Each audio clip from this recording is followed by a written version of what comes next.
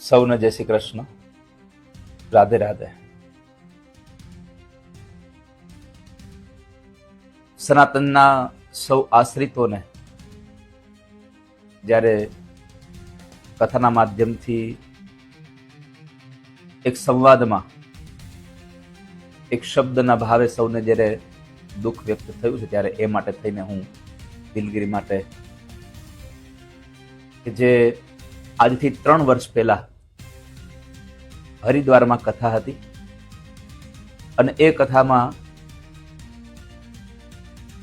રામનું સ્મરણ કરવાથી પણ રામના ગુણો આપણામાં આવે એ માટે મેં એક સંવાદમાં રાવણ અને કુંભકર્ણના સંવાદમાં માં જાનકી વિશેના જે એ બંનેનો સંવાદ હતો અને એ સંવાદ વાલ્મીકી રામાયણના આધારે યુદ્ધકાંડમાં 13મા સર્ગમાં 4થા શ્લોકમાં જે શબ્દ ઉપયોગ કરેલો અને એને અનુસંધાને મેં એ શ્રોતાઓને સમજી શકાય કે ભગવાન રામના સ્મરણ માત્રથી પણ એના ચિંતનથી માણસના રાવણ જેવા રાવણના વિચારો બદલી જાય છે.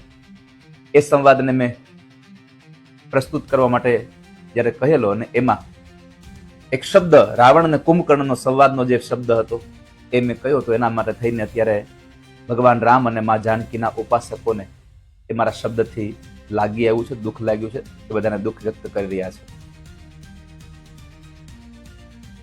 મા જાનકી વિશે કે કોઈ પણ દેવી દેવતાઓ વિશે વ્યાસપીઠે ક્યારેય વિવાદ સર્જ્યો નથી.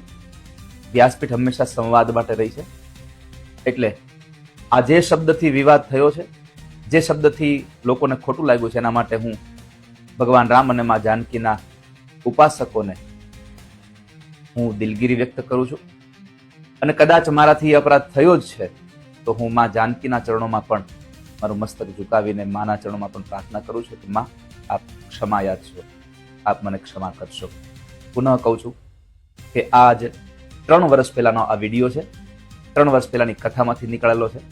એટલે સૌ આમની નોંધ લેજો અને મારી આ દિલગીરી જે વ્યક્ત કરું છું એનો સ્વીકાર કરી અને તમે બધાય સાધુ સમાજ સૌ લોકો જેટલા જેટલા પણ ભગવાન રામના ઉપાસકો છો એ બધા જ આ મારી વાતને સ્વીકારી અને પ્રસન્ન રહેશો એવી અપેક્ષા સાથે પુનઃ દિલગીરી વ્યક્ત કરું છું. આપ સૌને જય શ્રી કૃષ્ણ, રાધે રાધે.